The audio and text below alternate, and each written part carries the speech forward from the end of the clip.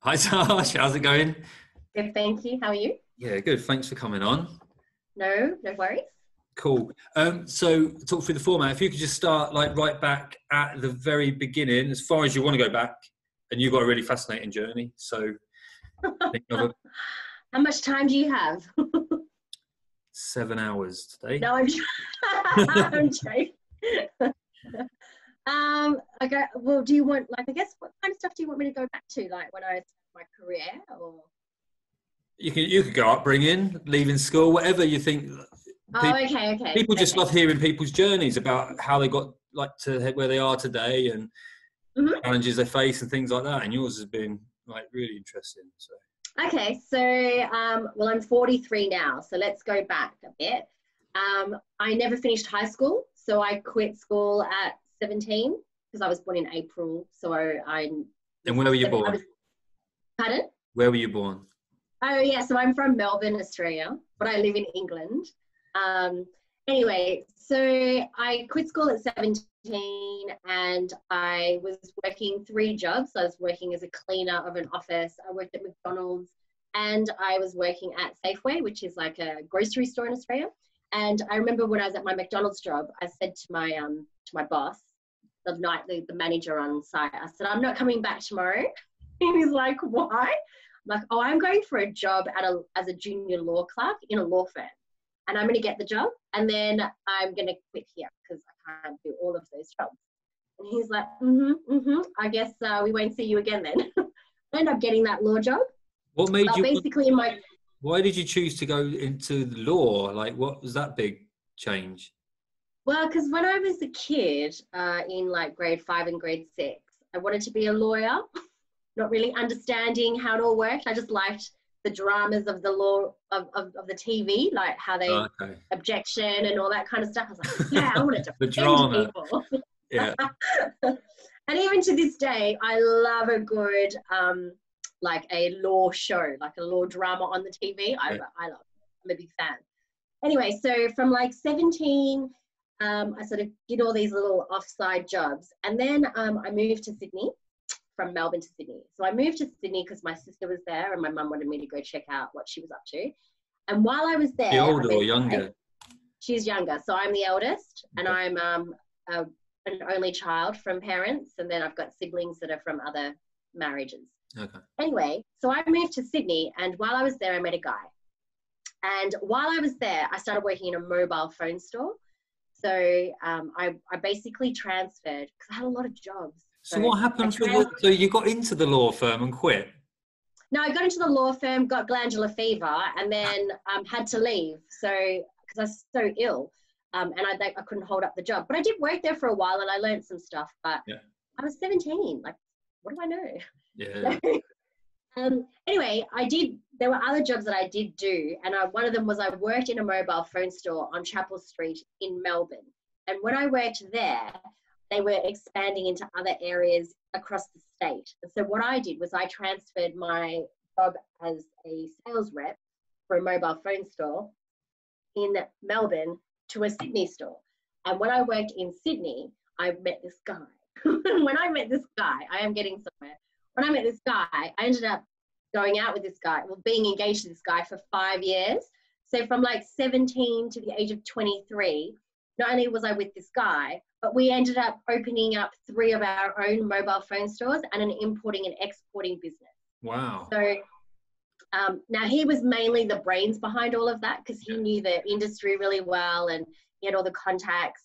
But I sort of went to night school and did like a books, like an accounting kind of course so I could understand the books, and we worked on packaging and stuff. So I went from just doing all kinds of stuff and quitting school to then running my own business with my fiance at the time for 5 years. And that was 3 mobile phone stores and an importing business. And when I say importing, we went to Taiwan, like Taipei in Taiwan, and we would go to trade shows where we would look at, back in the day, mobile phones were Ericssons and Nokias and Motorola's, and we would buy in bulk, the leather case, the headset, the charger, the car charger, the extra batteries and all that kind of stuff. Yeah. And the flashing antennas and the fancy covers. These are the kind of things that you could have done with your mobile phone back in the 90s, or late 90s, early 2000s. So if he was the brain, he knew how to set up the business, and you were going along with it at that point. Were you more sales? I was always sales. I could sell ice to Eskimos. Yeah. So when you've gone to Taiwan and Taipei, the networking side you've always found, because that's how we met. Like, your networking is insane, isn't it? It's just easy to talk to people when you kind of have an interest or a passion. So when we were in Taiwan, it was all about just checking out. It was a trade show. We were there to go, and we were there to be like wined and dined, and for people to show us their product, because we wanted to purchase large amount of stock. And then we would bring it back to Australia, package it all up, and then unsell it as little starter kits with your mobile phone. So I don't know when you got a mobile phone, but back in the day, you had to have like an extra battery and a car charger and a headset and all the fandangle stuff. So we did that. And then at the age of 23, I realized that I loved my partner, but I didn't want to marry him. So I decided that I needed to get out of that and let him go and be with somebody else. So I left. Was that, and I went back. With regards to the business, was it his business then, like in his name, or was that hard to unravel, or was that?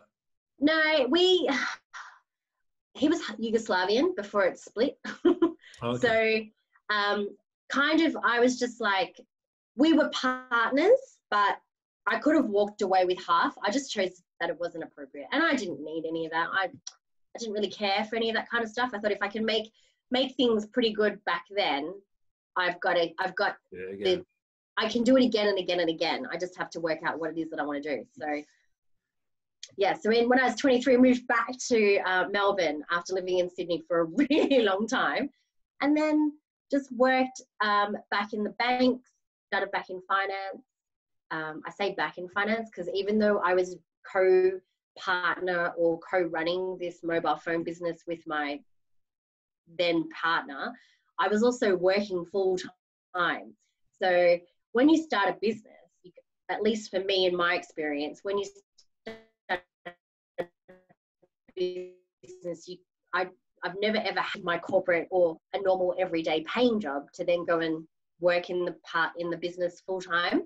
So I've always had a balance where it's a side hustle for me, but I'm still working full time in the real world, if that makes sense. Yeah, that makes sense. Whereas he did it full time because that was his thing. So I just did weekends and evenings. Anyway, after moving back to Melbourne, while I was in Sydney working full time, I worked for a company called Finance.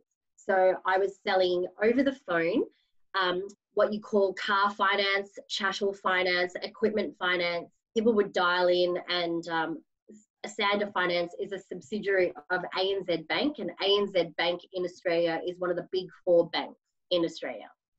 So they ended up shutting down the Sydney office. So the timing was all meant to be. I was leaving my partner, the office was shutting down in Sydney, and I could transfer over to Melbourne and work in the Melbourne office.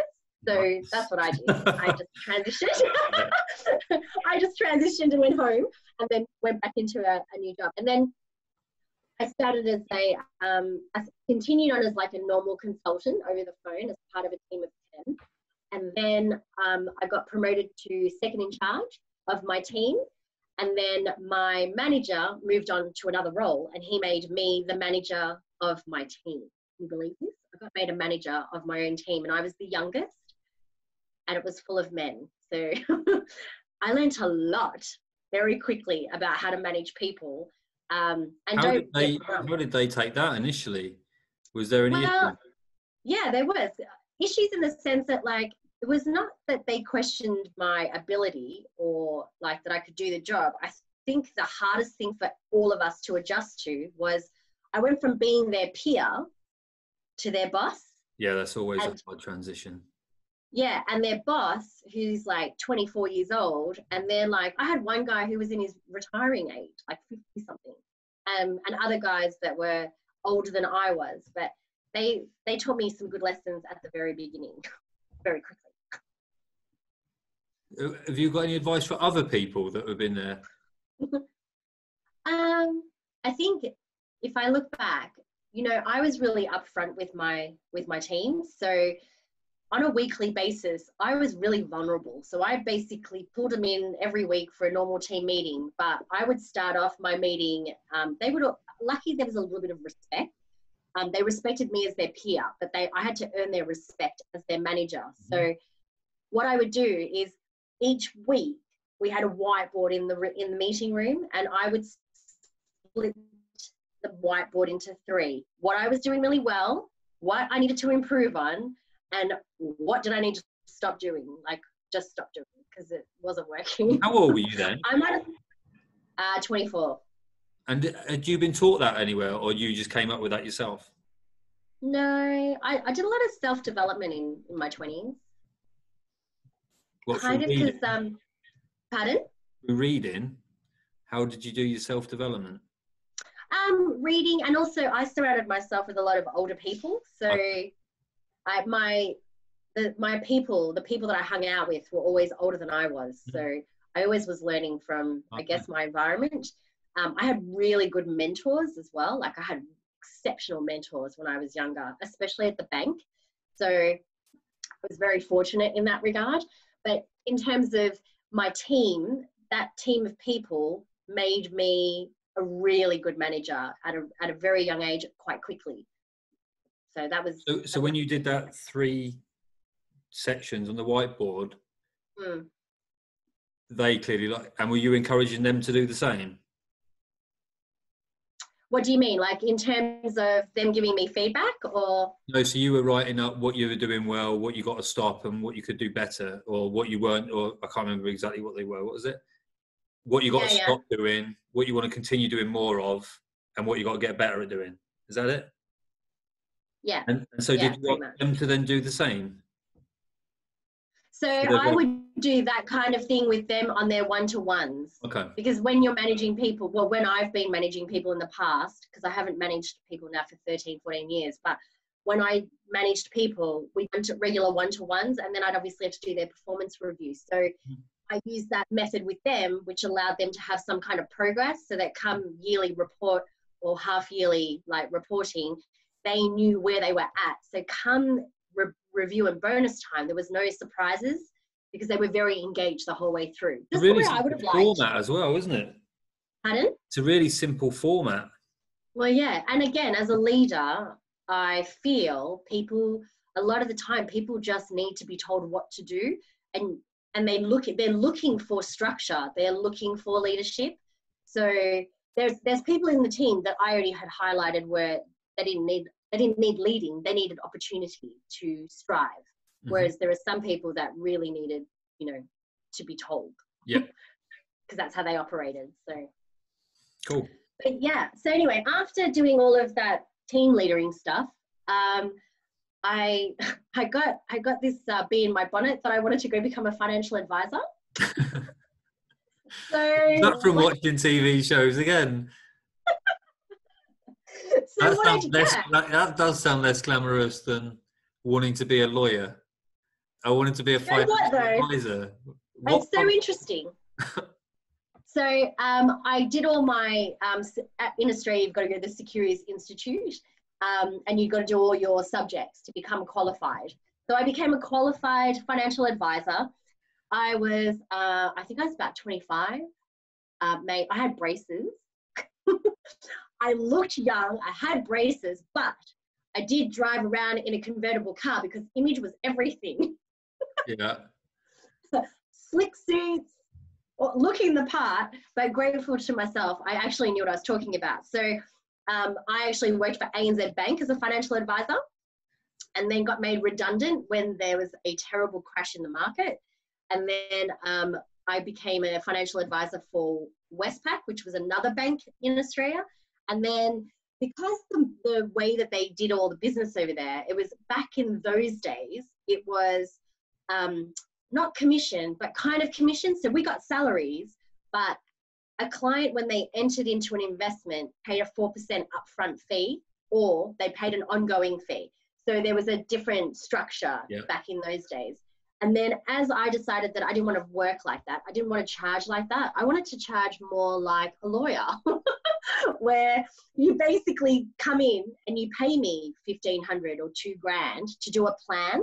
And then I talk you through it. And then we have an annual review every year. And we have like we have a very long relationship because that's what investments are.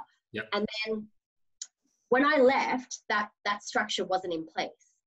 And then as the years have gone by, now you don't have those commission up fronts or those cool days where the risk managers or the fund managers would come out and take you out for whining and dining. Yeah. So the industry changed. And then, I went back into management. How did you, so you were 25 doing the financial advisor and you said you were 42, just that. With braces. 17 years ago. How did you train to be a financial advisor so quick? Easy. You just go in, you apply for the subjects. Yeah. You do the subjects. Was it college and evening courses or was it online? Yeah. No, so a Securities Institute, you could do it back in there. You could go sit lectures or you could do it remote. Okay. So you were still working? Yeah. And then you were doing this because you wanted that glamorous financial advisor lifestyle. Yeah, I just thought that it was, I thought that it was glamorous. Yeah. At the time, what did I know in my 20s? I don't know if it's glamorous or not, to be honest. It sounds like I've got it in for financial advisors, but I know that. No, but back in the day, it was, because people would ask you, so what do you do? And I'd go, oh, well, the easiest thing back initially was, oh, I'm a team leader. And they're like, oh, what do you lead? Yeah. And I'm like, I manage, 10 guys. We try and make 10 million a month over the phone in finance, that kind of thing. And they're like, yeah, see, it does sound sexy when you put it like that, doesn't it? And then you go, and then they go, and then I got to the point where I was like, well, I just want something a bit more glamorous. So I said, well, go be financial advisor because that's what I wanted to do at that time. Yeah. So I was qualified for a while. I think I might have done that for about 3 or 4 years. And then in 2007, I went and worked I went contracting, but I started off as a contractor at a particular company, and my role was to go in and actually cut heads in the team that they were hiring me to go in and manage. And so how did that transition happen? So you went from being you really wanted to be a financial advisor. Yeah. Then you were employed as a financial advisor. I was employed as a financial advisor for ANZ Bank, and then all the junior advisors were made redundant. Oh, okay. So I got a payout, and because I was still part of ANZ Bank, I got a payout of quite a nice lump of money after 5 years of service. Okay. That's how long I'd been with the bank. So I've been with Asanda ANZ for a period of time. Okay. And then you didn't want to go and be a junior. You didn't want to go in. Sorry, not necessarily be a junior. You didn't want to stay doing that for another bank. You thought you did. Yeah, I did. I went and got hired by Westpac, which is a competitor bank. Okay. But I just didn't like. I didn't like my regional manager. I didn't like the setup. I just didn't like it. So it didn't work. So it was a really different culture and environment to where you were at previously. Okay. Yeah. And so after that, I took a break. Not a long break, but just a little bit of a break. And then I decided that I'd go and do contracting where I had freedom to do whatever I wanted. Yeah. And you weren't worried, or were you concerned about, because contracting, you get the benefit that you're getting paid more, but you're running the risk of the infrequency of the work, aren't you? So yeah, and I guess the thing that I would say to anyone who's young and starting out a new business or starting out a business or starting out anything is, if you're younger, you've got more time on your hands to make the mistakes and you've got time to recover. Mm-hmm. Whereas I think, at my age now, I still think you should absolutely give it a go, but you would probably want to have a bit of money behind you so that if something did fail, you've got a fallback. Yep. Whereas in my 20s, I could get away with doing whatever I wanted because my overheads were low. Yep. And, I was moving in and out of home. So I would, go and live by myself and have an apartment and be all that. And then, times would get tough and I'd run home to mum mm-hmm. and have my room again in my house. So I got to have that, that benefit. But I don't know. I definitely say, like, if you're younger, definitely do it, because you've got time to recover. And then if you're older, still do it, but just have a bit of a fallback position. Yeah, great advice. Backup plan. That's what I say. Backup plan. But yeah, so I left the financial advising world, and then went and worked for a company called Australian Unity. It was as a contract, and then I'd been there 6 months, and I negotiated a full-time role at my contracted rate, so I was very lucky. Nice. Yes, and then I did that up until I left. That mean you undervalued yourself as a contractor, or you were really good at negotiating? Good question. I actually really liked the company. Yeah. So, I mean, it's like the company I work for now. I love the company, and if they could negotiate a really good deal, I'm open to everything. But with that particular company, I lost your signal for like 2 seconds. That's so annoying. So you said you love the company you're at now, and if I could negotiate a really good deal with them, I would consider moving from contract to full time. Okay, amazing. Yeah. So again, it just depends. It'll come down to the company that I'm working for as a contractor. Because I have been asked by other companies before, and I've just gone, no, it's okay. I've got things that I want to do, so I need freedom to do those things. And becoming a full-time employee doesn't allow for that. I think that culture fit for any individual, and just because some people love one company doesn't mean that everyone's going to love that company. It's just really bespoke the fit, isn't it? Yeah. Yeah. No, because I sometimes get absolutely blindsided, because I can look at our business. Yeah. Some people love working for us, and I'm genuinely like this business through and through. And when I hear sometimes that one person, it's not right for them, I can't get my head around it. So sometimes I've really got to get better at putting myself in other people's shoes, because it's definitely like a blind spot of mine just to have a look at that. But yeah, that's why. And it doesn't necessarily mean it's a bad reflection of the business. No, not at all. That person Initially, has grown. I did think that. Yeah. I used to just think, how could no one want to work here like this? Are you mad? And I did take it personally a few years ago, but not so much now. Now I get it. But anyway, yeah. So you're still in Australia? Yeah. Well, I left Australia in 2008. Okay. And I turned 30. So when I turned 30, my friends and family, I'd been talking about traveling for so long. And my friends and family, they bought me my ticket, around the world ticket. And they're like, you got to go. And I'm like, no, I wanted to get married, and I wanted to have, children, and I wanted to travel with my husband. And all of these were great ideas, but I wasn't even dating anyone. So that was not going to happen. So I'm like, do you know what? I could be waiting my whole life for something that may never happen. So I kind of need to go now. Yeah. So by the time I arrived in the UK, I had to arrive. So I arrived on a working holiday visa because I didn't finish high school. The only way I could get into the country was on a working holiday visa. So once I was here, I was allowed to work for 2 years. And then I did the 2 years here working, and then I managed to get myself a sponsorship, which allowed me to be sponsored for 5 years. And now I'm... Did you go looking for a sponsorship, or the company you were at offered you a sponsorship? So I went looking for a company that would sponsor me. And what was that doing? Financial advising again? No. This is, because I'm... I skipped a few things. So I thought you might have done. Go on then. So when I left Australia, I was working back in management for a company that was in finance, and they were in health and insurance and everything. So they were a Australian Unity, great company. And I had great mentors there, and I learned loads. But what it also allowed me to do was work on projects. And I became like a subject matter expert on projects, which then allowed me to become a business analyst. So not on specific projects, but just getting good at managing projects and looking at projects. Being the subject matter expert on projects, and then being given tasks that a business analyst would do, because they could see that I had skills that I wanted to explore. So I still managed my team, but I managed my team in a way that my second in charge could like run the operation, that I could like take time out to go and work on these projects. And then as I worked on the projects, I became more experienced at the analysis side of things, writing procedures, documenting process flows and all that kind of stuff. So when I left... And did you like doing that? Yeah, I loved it. I love going in and helping and fixing and ripping apart and pulling it back together and making things nice and seamless.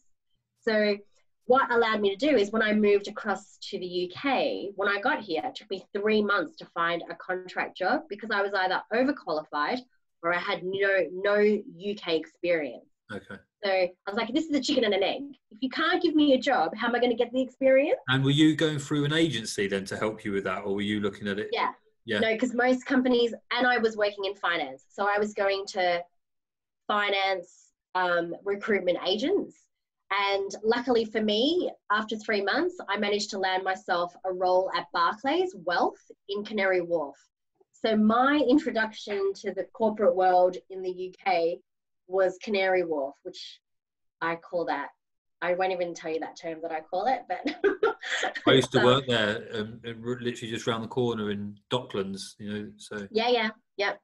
So I spent some time out there, and then that was it. My career as a contractor took off, and I've been doing that now for 13 years.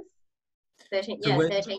I'd imagine so when you're going into companies now, well, how long have you been at the one you're at? I know I'm jumping around a little bit now, but you've been there. So the company I'm working for now, yeah, I have done 3, this is my 3rd contract for them over 2 years. So I started working for them in February 2018. And you said you love it, so that clearly works from a culture fit and everything. Yeah. Because you said you'd go and work there. When you started looking for other work after the first opportunity with Barclays, have you ever found yourself have you got better during an interview process, interviewing the company to make sure because from a project management or a project leadership, whatever you want to look at it, I've seen it firsthand with people that are trying to manage projects that aren't allowed to manage the projects, and then it becomes super frustrating, doesn't it? Yeah, so look, I am a lead business analyst at a senior level. That's where I play at. But the company I work for now, they love me in the sense that I know everyone in the business. So they're like, can you project manage and BA? Can you do both? And I'm like, I can do both, but you're going to have to give guidance on the PM side because it's not really my skill set. So what does the lead business analyst do? So the business analyst, we go in and we work with the people to collect the requirements. We document everything. We look at current processes and procedures and we re-engineer them so that they're, best practice and more seamless. Also, the project will vary as well. So I could be working on one project for one company where we're doing a new interface that's for the client and I'm working on all the behind the scenes stuff. Or I could be working on a project like now, which is all about data governance and making sure, there's structure and framework and all that kind of stuff in place. So do you bring in other experts to help? The experts that I bring in will be within the business. So I would be dealing with people within the business. Cool. That makes sense. So yeah, it's that's the corporate side of my life. Yeah. And then what else is there? So because we obviously know each other from triathlon. Yeah. So I'm a triathlete, but I would like to probably say now that I'm more an athlete, a lifestyle athlete, because I do so many things. I just don't do triathlon. And I did my first Ironman, which is the longer distance of the triathlon series. I did that in 2014. And when I was doing that, I didn't know much about much. And I decided that I didn't know much about much. Like, you know what you know, but you don't know what you don't know as well. Yeah. So I learned a lot. And what I decided was I found that the apparel or the gear that women wear was very boring. So I decided in 2014, and I wrote about this on my blog actually, but years ago, that I really wanted to start my own brand. And so in 2017, that's what I did. And this you're still doing the contracting work, but you thought, I want to do this as well as like this little side hustle you were talking about before. Yeah. So I still to this day work full time for clients. And on the weekends and in the times when we were catching trains to go in and out of work, I would be running my side hustle, literally on the train to work, on the train home from work, on the weekends, after hours, whilst also training to do my racing. Yeah, and Ironman races, just for people that I probably bore people to death, but a few people might not realise, is I forget it all now. A 2.4 mile swim, 112 mile bike ride, then a 26.2 mile run, a marathon after. So you can't take, yeah. That's all back to back. Because some people ask me how many days is that over? So it's literally consecutively, isn't it? Out the walk, onto the bike, onto the run.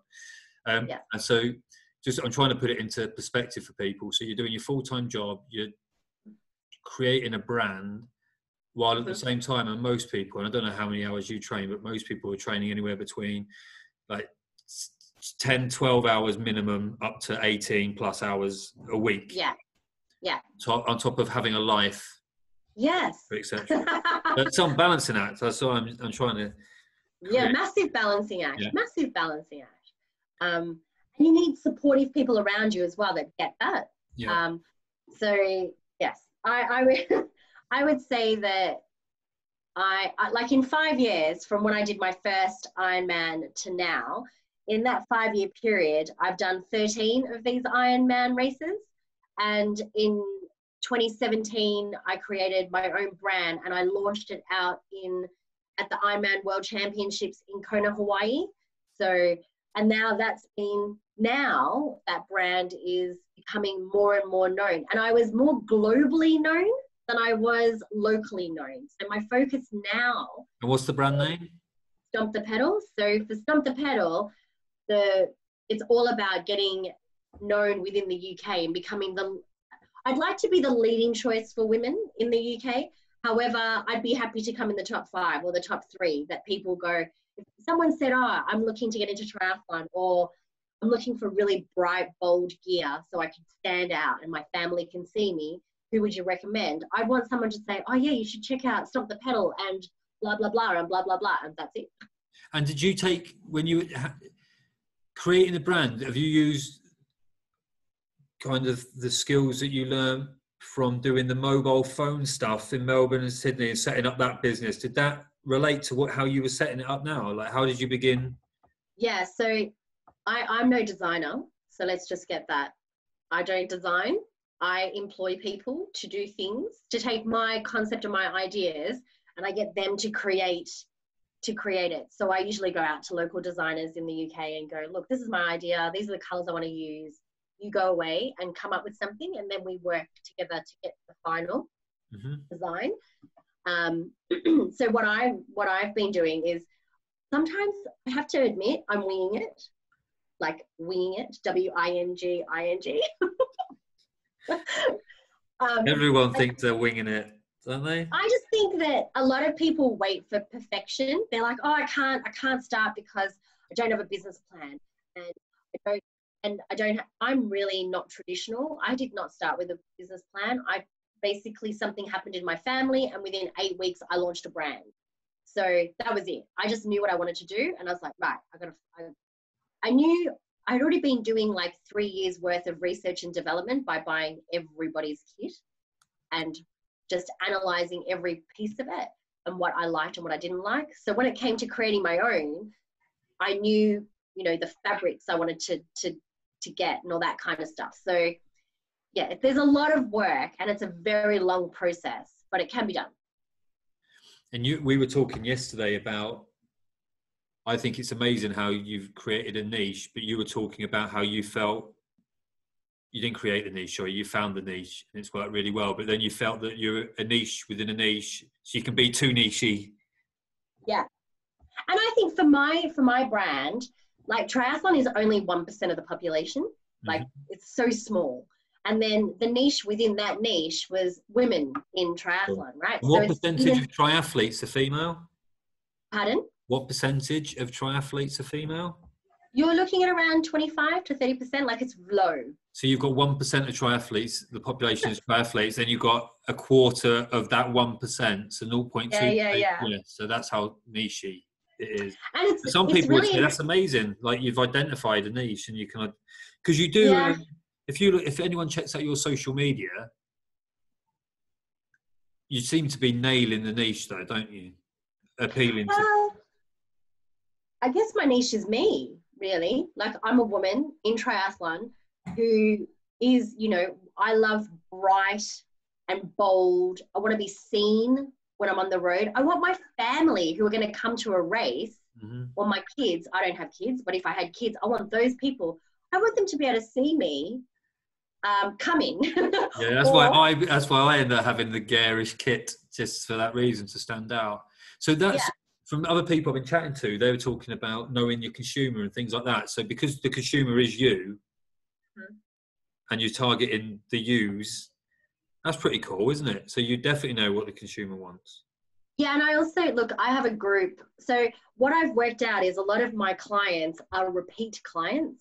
So for a long time, I was like, oh my God, I should have 10,000 followers on Facebook, and I should have 10,000 followers on Instagram. And, you know, I should be having loads and loads of orders. But actually, I'm like a micro brand. My brand is high end. It's high quality. And the people that buy it are, you know, they represent all of those things, and the ethos and the values. And one of the comments I made on one of your LinkedIn posts was, it's good to know your niche, but at the same time, you want to have a really good relationship with your client base, because they're the ones that are going to tell you what they like and what they don't like. And if you're going to create a product that you think is great, but your clientele think, what on earth are you doing? Then, like, it's pointless. You're wasting money. Yeah. So when I bring out samples and I do stuff, I can test them till the cows come home, but I actually send them out to my community,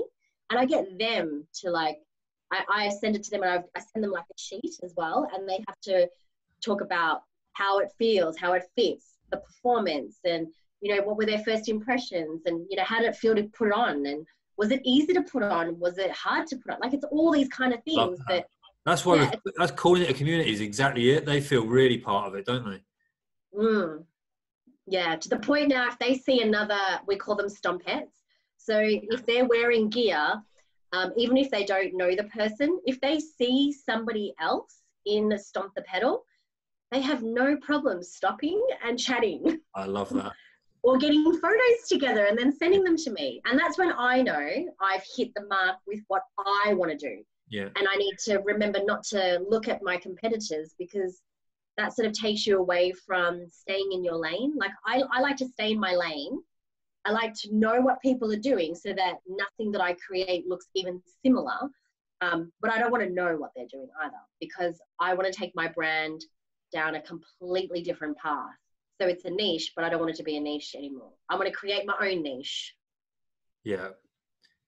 Well, some people will have seen me wearing your stuff anyway, so I clearly like walking around in female clothing. No, but people have actually stopped me that have been racing to say that they know the brand and stuff like that. So it definitely works. The other thing from the truckers and the hoodies, they're unisex. Don't worry, Dan. You're not wearing any women's clothing.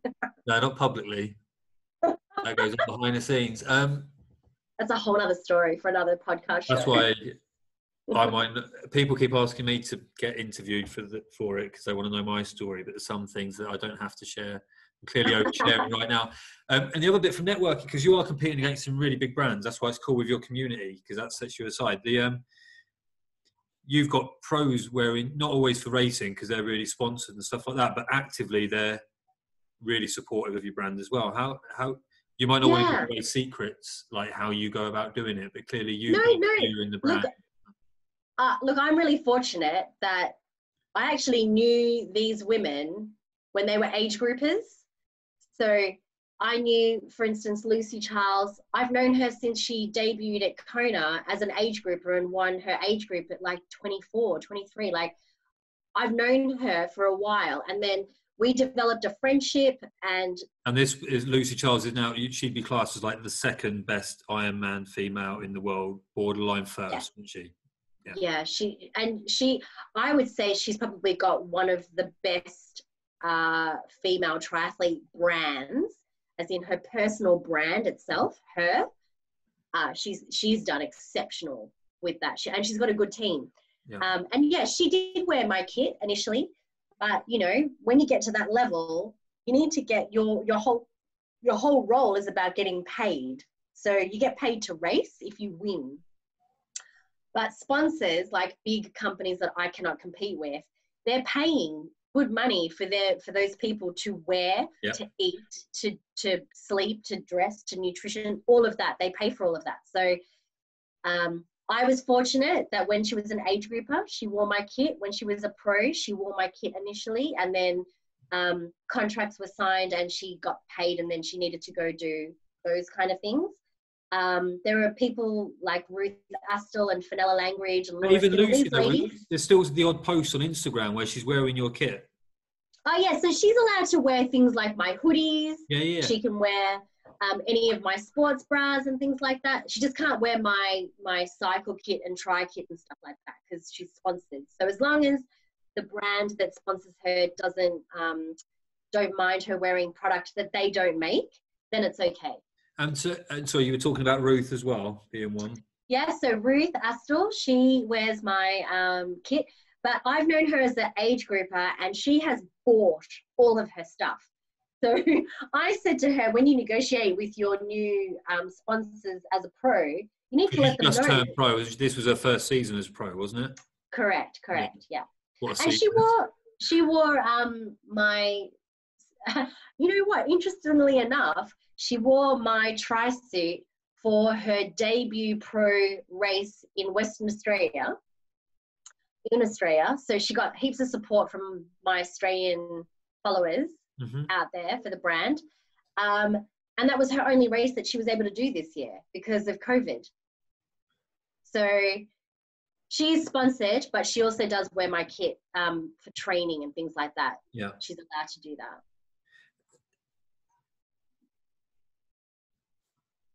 So how is it fortunate that, did you know that, because I've seen you around these people, haven't I, when we raced together in Slovakia, but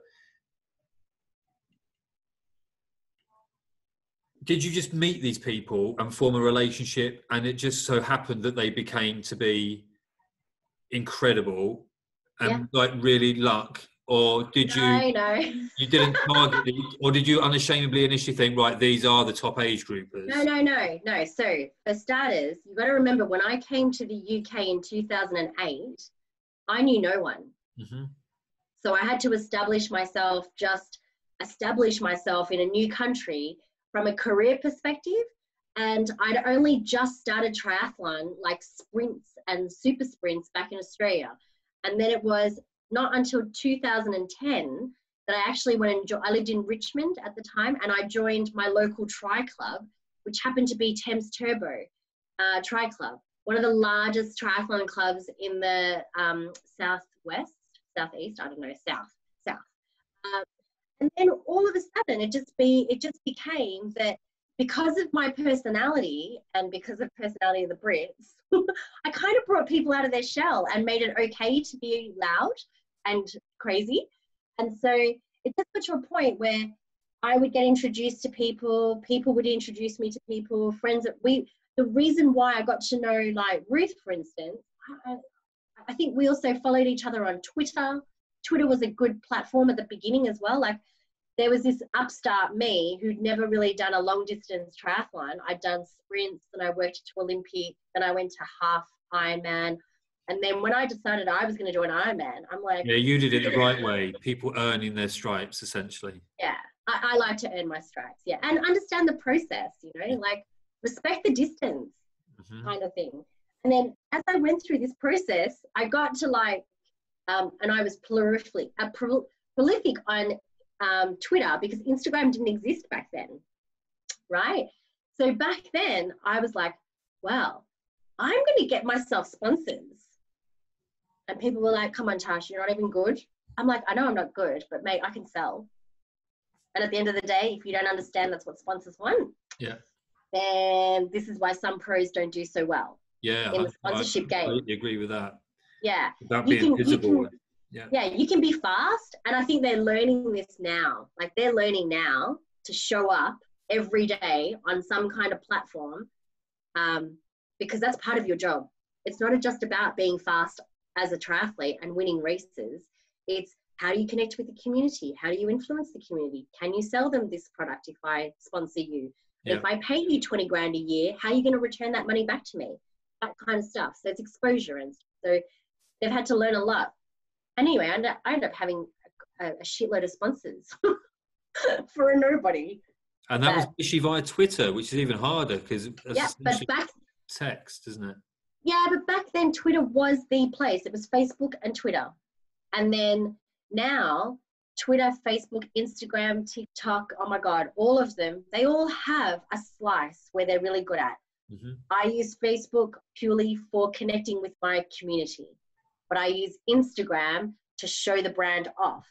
And then I use the email list to communicate, stuff in depth to people who have genuinely signed up to wanting to know what's going on in the brand. Are you as visible on Twitter now, or you predominantly just like Instagram is clearly your platform, isn't it? Because it's so my visual. Platform. Even from you, that's how the reason we met when we were in Slovakia racing is because I recognised you from following you on Instagram. Yeah. And then you said, "Oh, have we met?" And I was like, "No, we haven't met before. I'm probably one of those weirdos following you on Instagram." But it strikes up conversations, right? And that's exactly. And also, this happened everywhere I went around the world because I've raced around the world as well. So this is where I would say Stomp the Pedal is known globally more so than it was known in the UK, because I travelled and raced across the world for 18 months. So and I had been building my profile as Natarshas since 2014. So when the brand Stomp the Pedal launched in September of 2017, I already had people who were willing to just support whatever I did because they knew that whatever I created was going to be high level. And in my Instagram back in those days, in those years leading up to 2017, I was a kit whore. I was buying everybody's kit and then I was reviewing it I would be saying, this kit's crap. I didn't care because I was a consumer. Yeah. So I just took all of that and I went, right, if someone puts my kit on and they think it's crap or I think it's crap, it ain't going out to market. So, my triathlon suit, for example, took me 8 versions before I got to the final piece. And it took me a year of development. Yeah, so you weren't applied and anything like that, which is awesome, isn't it? That's why you got such a strong community, because they want everything you're doing, and you're really authentic. Like you are clearly Stomp the Pedal, and you are the person It would have been, if you. That's a bit about authenticity. If I met you at a race, mm-hmm. and I was expecting to meet someone else based on your social media, mm-hmm. and you turn into being this really dull, lifeless. person, you'd be losing followers and people all the time, wouldn't you? Yeah, whereas if you're portraying yourself to be dull, but you've still got great kit, then just be you, but don't try and pretend to be something. Do you think it's really important to know which social media platform is the right platform for you? Yeah, I think so. Because I think, one thing about the social media platform, what you see on social media with me is exactly what you see in real life. There's no difference. It's the same. In terms of a business or as a personal brand or a business brand, I think it's important to try not to be on everything. I think you need to really define where you believe your client spends their time. So for instance, my clients, Pinterest, I would think Pinterest would be a great place for me to be, right? Because it's a great search engine outside of Google and DuckDuckGo and all these kind of places. However, none of my community go to Pinterest to look for cycle gear. No. So there's no point me trying to find time in my day to be present.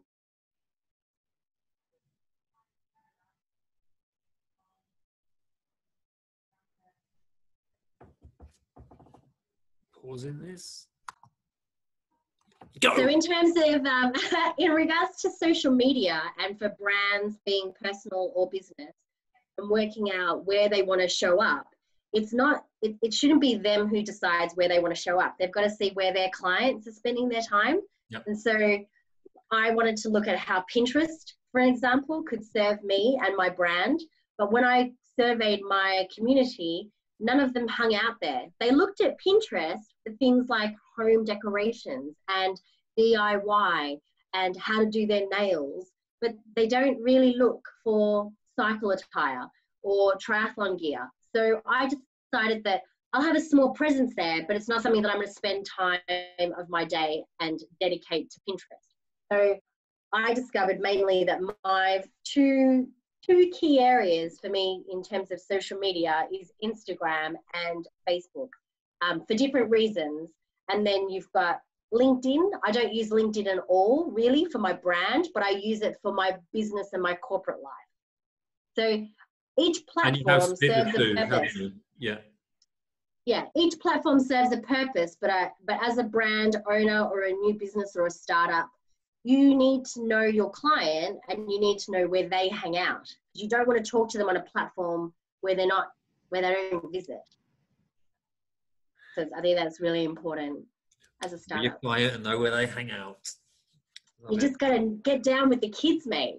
No, it's cool, isn't it? Because you could be watching loads of different gurus talking about social media at the moment, and they're always saying, just put it out everywhere, and it gets really time consuming for people, doesn't it?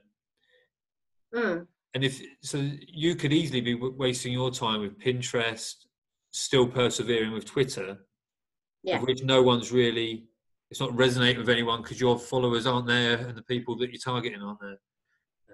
Exactly. Twitter I just use now for personal stuff where I'll just chit chat with people that I know only on Twitter, whereas those that I've developed relationships with or they've bought my gear, it's usually Facebook group. We have a private Facebook group and all of them hang out in there and chit chat amongst things. And then in that group, I sort of release things to them. They get to sneak peek before anybody else.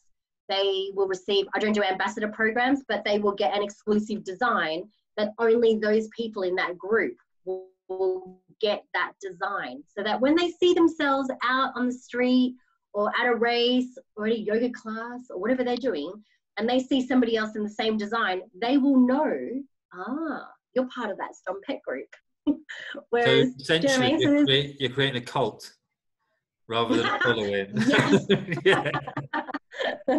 Nice. I wouldn't call it a cult, but yeah, I don't believe in an ambassador program purely because I want people to have freedom of choice to wear whatever they want to wear. And I believe that if you were an ambassador for me, I'd be paying you for exclusivity. So if I can't pay you to be exclusive, to wear just my brand and talk about my brand and my brand only, then no, I want you to wear whatever you want. I can't afford to do that. So you buy my brand if you want, or you don't. It's okay. And what are the plans for it? Do you see it getting to the point where you wouldn't, but you love your other job so much anyway, don't you? So you never want to just have one or the other, or do you? Do you know what? One day I would like to do this full time so I could really give it a good go. But before I can do that, I need to expand into other areas and build the brand so that there's less money going into constant product development, and I can have a run where I can build up money, like build up funds, but also go into different areas or different, like I want to widen it a bit and not just I'm not going to drill you on that bit because I know that that's like top secret. I've got stuff in the pipeline that will allow me to do things, but I need to still work full time to fund my brand and my lifestyle and pay the bills. So going back to what you were saying then, if you were 20, when you were saying in your 20s, just, it doesn't matter. Would you go full tilt with it if you were in your early 20s? Yes. I knew what I knew now, like if I knew that I wanted to do this, or if I had discovered triathlon 20 years ago, because I didn't even know what triathlon was back in 2008. But had I known this way back then, absolutely would have gone full ball into it. That's why I think anyone in their 20s or 30s, you're still so young enough to like make mistakes and recover. Whereas now I'm looking at it going, right, I'm 43, divorced, no kids, which is good, no kids, because I couldn't afford to do them as well. But like, I'm just like divorced, 43, I've bought a house. I'm like, oh my God, if something goes wrong, I don't really have a stack load of money to like recover from. So I kind of need to be smart about things. And this is the reason why I have the model in my business that I do, which is all pre-order, because I can't be carrying stock that doesn't shift. And I don't believe in fast fashion either. So yes, that's important. So with that, you don't put stock on the ground and hope you can sell it. You get people to pre-order, then you commit to the order, and you give a deadline by which time you need the orders in. Yeah, so I only make what people buy, and it's very, very, I'm very upfront about my process. So anyone that wants to buy, so at the moment, there's some pieces in my shop, but they'll be limited on size and whatever. So that's end of that. But at the end of June, I'll open up my store for pre-order for 1 week. In that 1 week, if you want anything that's in my whole collection for the year, you buy it in that week.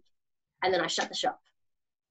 And then it goes into production. Then it takes about 6 weeks before it's made, like it takes to get made and sent back to me, and then all that kind of stuff.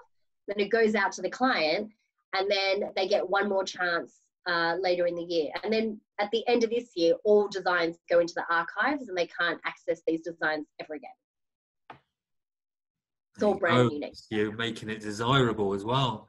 Yeah, so it's limited, it's desirable, and it's, I think also what I'm discovering is what pieces I will continue to do versus what I won't do. And as much as people might ask, oh, can you do this? Can you do this? I'm like, actually, no, I can't, because it doesn't, it's not viable. But if you got a lot of people saying, can you do this? It would be viable, and you would do that. Yeah, like I won't make a visor because they don't move. For me, they don't move. Whereas my trackers, they're like a collector's item, mate. Yeah, I collect in them. Yeah, you do. I think you've got 4 or 5 of them. Like, I think you've got nearly all of them. Maybe the first couple you don't. But... So if people want to look at your shop, like, where would they find that? So they would just go to stompthepedal.co. And they would... And on Instagram, you're... Stomp the Pedal. At Stomp the Pedal. And on LinkedIn, if people want to check you out on there, you're... LinkedIn is just Natarsha Wendt. Like, that's just my corporate place of hanging out. Cool. And that's it then. No one needs to know about Pinterest and stuff like that. No. I think if you just search Stomp the Pedal, I'll come up on Facebook and Instagram and wherever else. Amazing. Google has got me going. Well, thanks for today. It's good catching up. No worries. Hopefully some of it's useful. I ramble a lot, so who knows? I'm trying desperately hard not to ramble. I'll ramble at you separately. Cool. Well, thanks again for today. I really appreciate it. You're very welcome. Cool. All right. I'll see you soon. Cheers. Bye.